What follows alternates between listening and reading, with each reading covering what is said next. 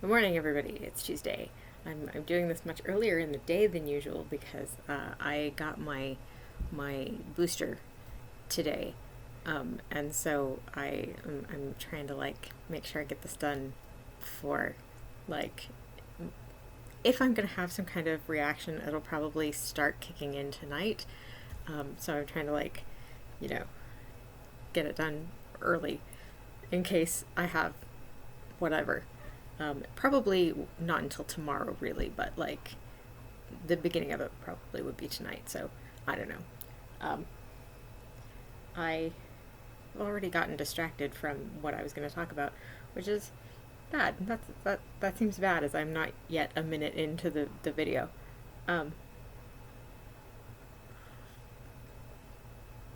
My hope is that it won't be as bad this time. I don't know if I have any feasible reason for hoping this, but I have read, I don't know if this is true, so don't quote me as gospel or anything, but I read that the Pfizer doses and Moderna doses are different.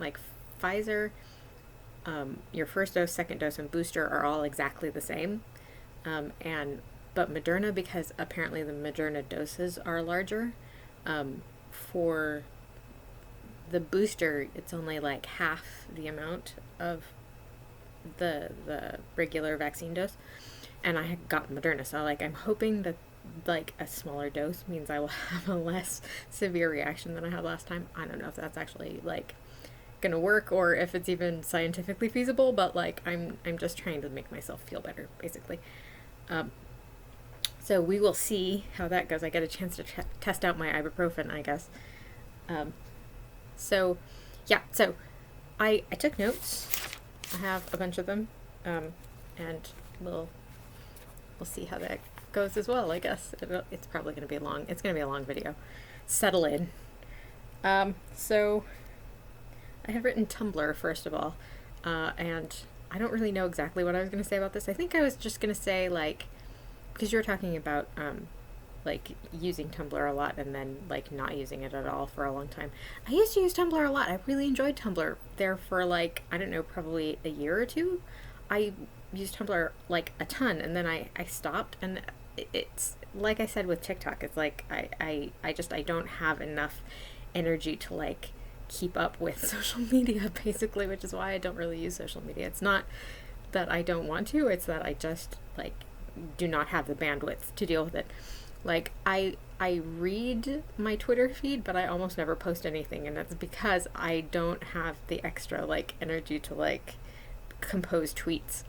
And I kind of miss Tumblr. I really enjoyed it, but I think that most of the people that I interacted with the most don't really use Tumblr anymore. Can you please stop moving around so much? You're making the whole table shake, and you're making the camera move. Don't really use Tumblr anymore, so I realized that my community would not be the same if I went back to it, and that kind of makes me sad because I really enjoyed it. I do kind of vaguely wander over once in a great while, but not very often because I just can't keep up with it. You asked about Taco Bell. I can't even just looking at a picture of a Taco Bell makes me, go into a reaction. Yeah, I can't eat in any restaurant or anything like that. My mom doesn't even cook for me. She will make things for me if she knows exactly what the ingredients are, and she just has to put them together. Other than that, I do all of my own cooking normally, and it's that also is a problem because of the fatigue situation. I have to cook a food before I can eat a food, and that is a problem because it takes a lot of energy. And it's also a problem because like I said, I can't have anything that's prepared, so there's nothing that's just ready to eat that I can eat if I'm really hungry, or if I really need an energy boost. I have to cook actual food first.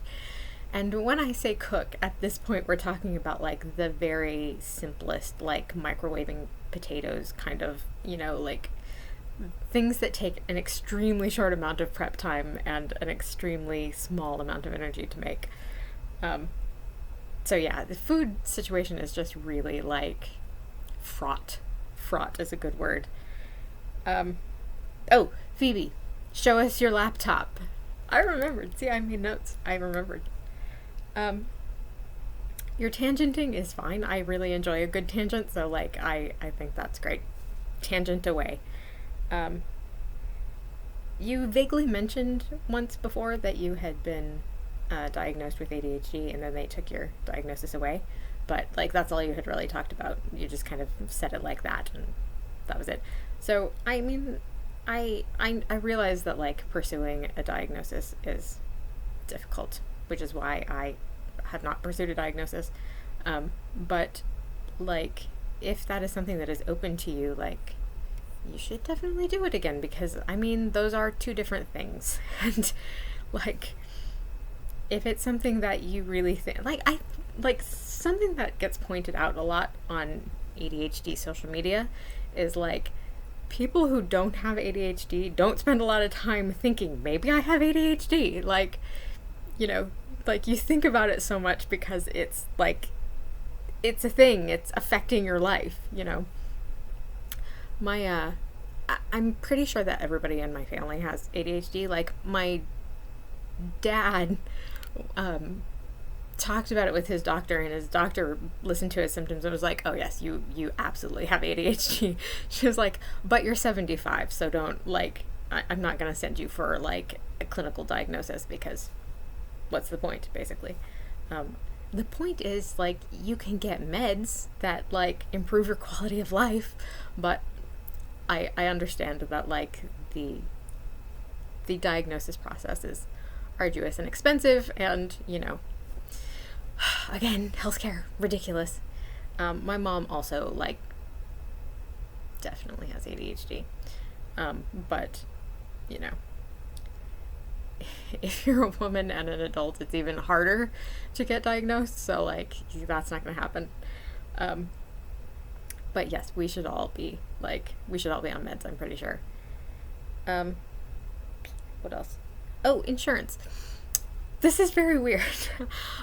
When you said like the way that I pronounce insurance, I was like, how do I pronounce insurance? I really had to stop and like be like, what did I say? I don't remember what I said. Don't I say insurance the same way you do? And like, it wasn't until like you said specifically insurance that I was like, oh, maybe I did. And so then I had to really stop and think like, how do I say it? What do I say? And I had to like start going through sentences in my head, like how would I say that? How would I say this? And so I think, because I also say insurance the same way you said, I think what it is that it changes in my head depending on like the way that I would say it depends on how it falls in the sentence, I think, depending on like the rhythm of the other words around it. I think there must be a name for this, because I've read about it elsewhere. I did not realize I was doing it with that particular word, but I have read about it elsewhere, but I don't know what the name for it is, but there must be one, surely. I read about it in a book about pronunciation. It was like kind of a novelty book that I found randomly one day wandering around in my college library. I don't remember the name of it, unfortunately. But the author was talking about the word 13, which he pointed out, if you say it by itself, you normally would say 13. If you say it like 13 men, like it can sometimes shift. Like sometimes you say 13 and sometimes you say 13, and it depends on like how it falls in the sentence. I apparently do that with the word insurance too. I don't know why. You said you associate it with with people from the South, which is interesting because it is true that I am from Oregon. It is true that I have lived here essentially my entire life. I have never lived in the South at all. And like my mom is from here. My mom is literally from here. This is the house she grew up in. My dad is from California. So like he is also not from the South. But like my grandparents, my grandmother was as a kid lived in like Oklahoma, kind of that sort of area. They moved around a lot, but like I think she was born in Oklahoma. And in fact, my understanding is that this area was settled largely by people from like Oklahoma, and it apparently has affected our speech patterns. Like I don't know, maybe the whole county, possibly just like our little weird little area.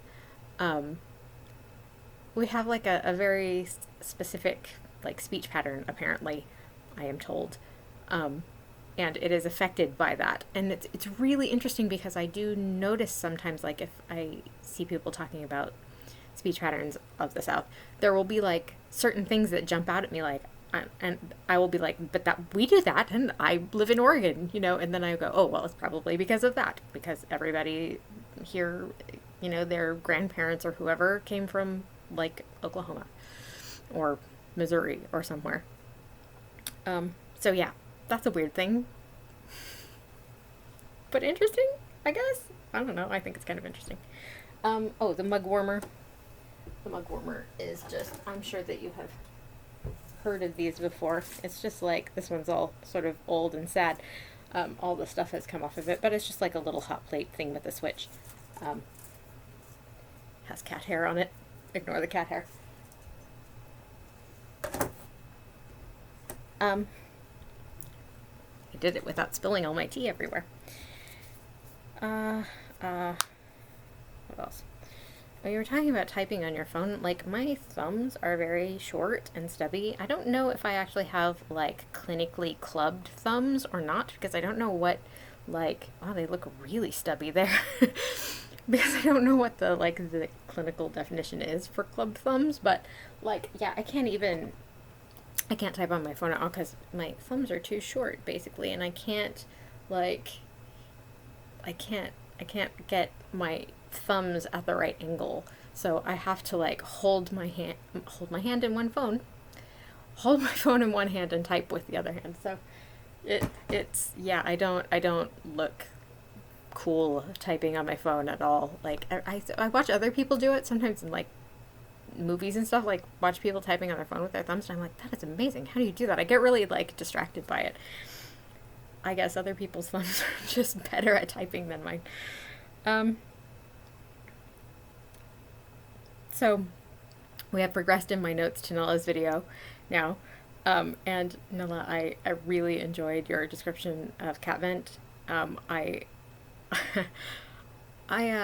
somebody else on my, somebody on Twitter, somebody was that I follow on Twitter had like an advent calendar for their pet, but I can't remember whether it was a cat or dog or who it was or what was in it. But yeah, that seems like a good idea to me. I would have expected maybe something different than just treats every day, like maybe little toys or something, but then I guess something that would be small enough to fit into an advent calendar would be like a choking hazard. So maybe not. It did make me think though of our veterinarian. We have used the same veterinarian clinic. It's like an entire clinic. It's not just one person. It's run by a family, but then they also bring in other doctors, not just the family. So it's like this whole thing. But it was started by their grandfather or great grandfather. So it's been there for a really long time. And our family has been using that same vet clinic for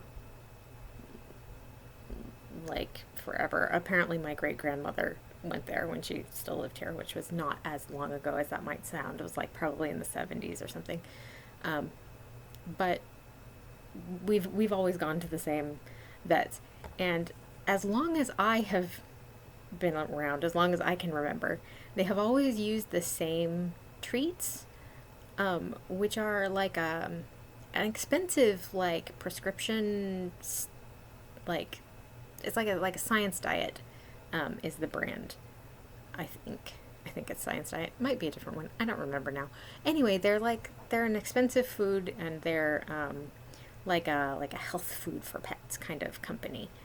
and they they have always used the same treats from this one particular brand, and we have never had a pet. All of the pets that we have had, the many, many, many, many, many pets that we have had in the time that we have gone to this vet clinic, not one single pet that we have ever had would touch the treats.